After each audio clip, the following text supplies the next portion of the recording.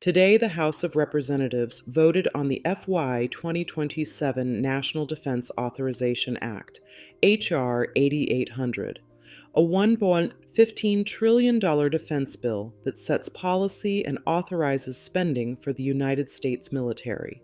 Most of that bill is what you would expect: pay raises for service members, weapons procurement, defense research funding, infrastructure. But one section of that bill has generated more public debate, more bipartisan friction, and more questions from constitutional scholars and defense analysts than almost anything else in it. Section 219, the United States-Israel Defense Technology Cooperation Initiative. Tonight on Words with Wentz, as a paralegal who reads bills, I am going to tell you exactly what Section 219 says, what the executive agent authority it creates actually means under existing Department of Defense directives, what supporters say it does, what critics say it does, and why a bipartisan pair of House members tried to strip it from the bill, and why the House Rules Committee made sure they couldn't get a separate vote. I covered the original version of this provision in episode 11 of this series, when it was numbered Section 224 and addressed dual citizenship in the military. That provision has been replaced. What is in the bill now is a different animal. The bill text is public. Let's read it. Here is what Section 219 of H.R. 8800 actually does, drawn from the bill text. It establishes a United States-Israel Defense Technology Cooperation Initiative within the Department of Defense. It directs the Secretary of Defense to designate an executive agent, a specific senior official, to oversee and expand integration of United States and Israeli defense industrial sectors.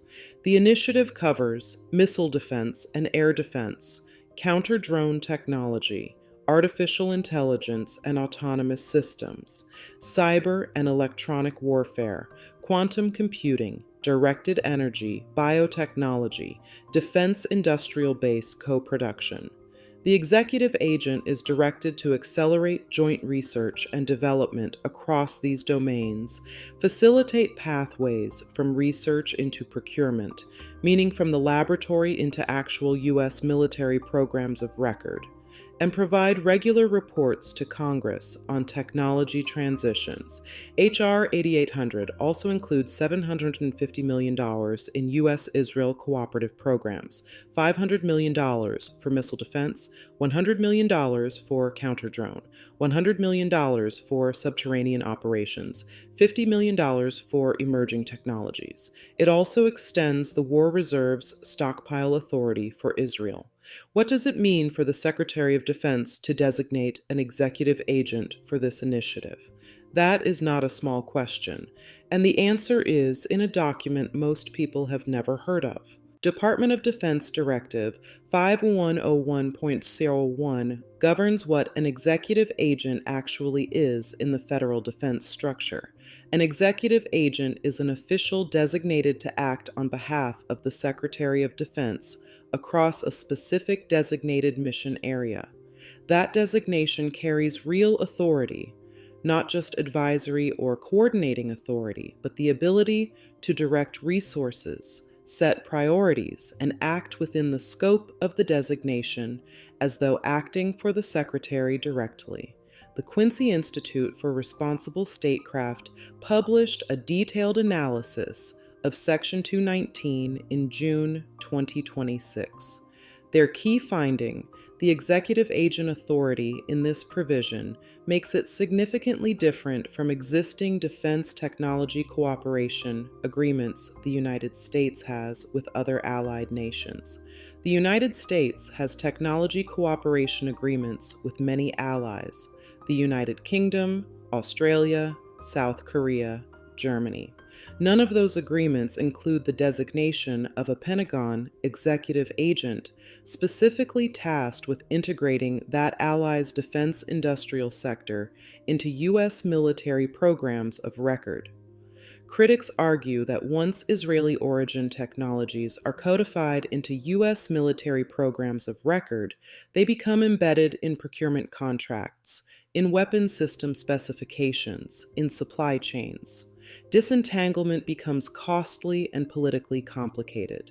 Critics further argue that because this integration is being accomplished through the must-pass NDAA, it bypasses the treaty process that would otherwise govern a commitment of this depth and the appropriations oversight that would normally apply year by year. Supporters argue this is routine alliance deepening, that the United States and Israel already cooperate extensively on defense technology, that formalizing that cooperation makes the U.S. military more capable, and that the executive agent mechanism simply provides administrative structure to make cooperation more efficient. Both arguments are documented. The bill text is the starting point for examining either of them. Representatives Thomas Massie, Republican of Kentucky, and Ro Khanna, Democrat of California, introduced a bipartisan amendment to H.R. 8800 that would have removed Section 219 from the bill entirely. The amendment did not get a vote. The House Rules Committee did not place the Massie-Khanna amendment in order. That means when H.R. 8800 came to the House floor, members were not permitted to vote on removing Section 219 as a standalone question. The only vote available was on the bill as a whole. On July 21st, yesterday, the House approved the rule governing debate by a vote of 214 to 211, 3 votes.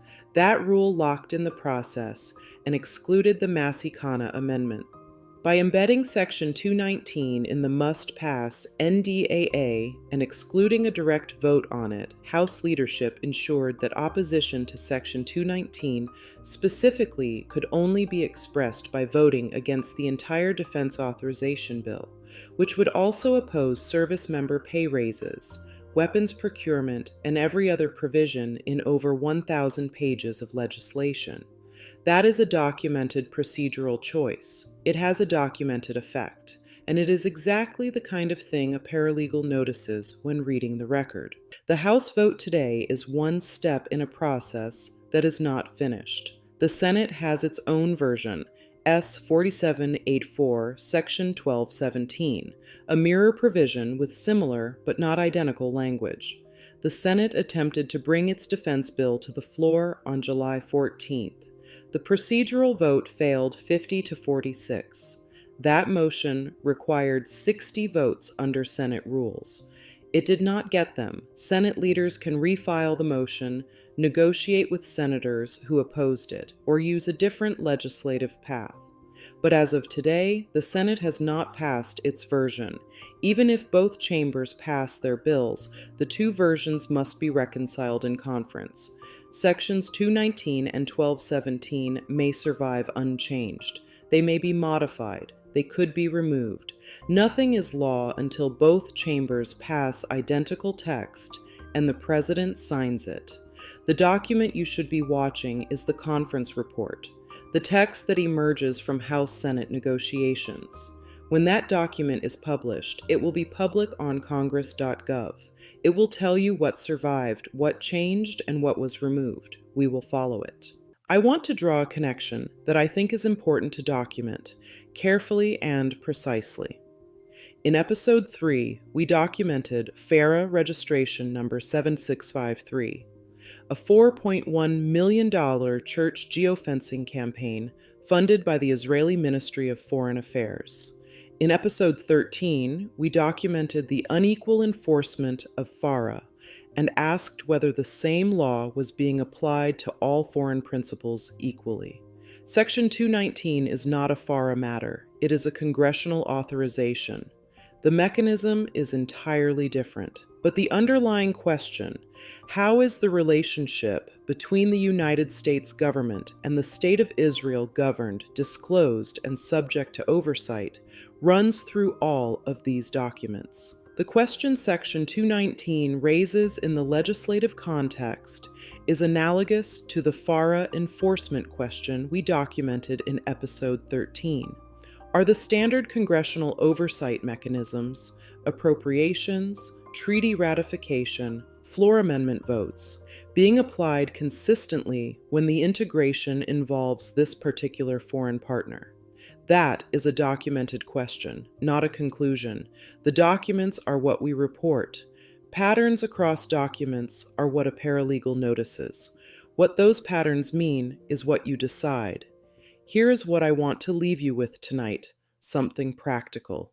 The bill text for H.R. 8800 is public. Section 219 is on congress.gov right now. You can read it.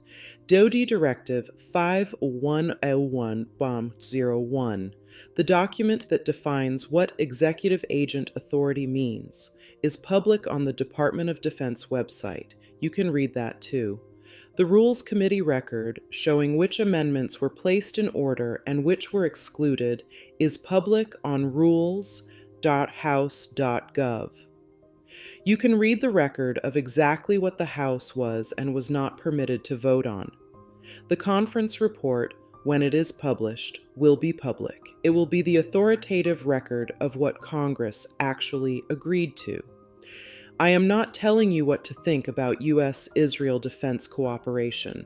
That is a policy question with legitimate arguments on multiple sides, and I have presented both tonight.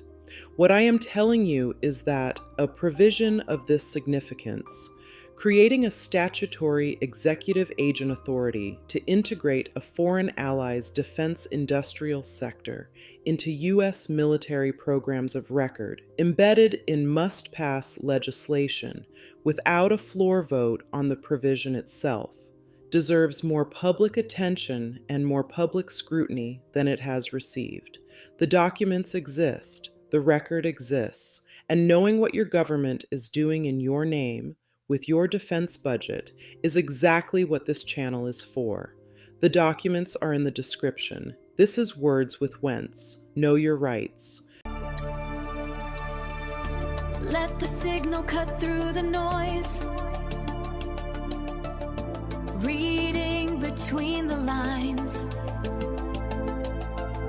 Every story leaves a trace, unlocking time and space, finding truth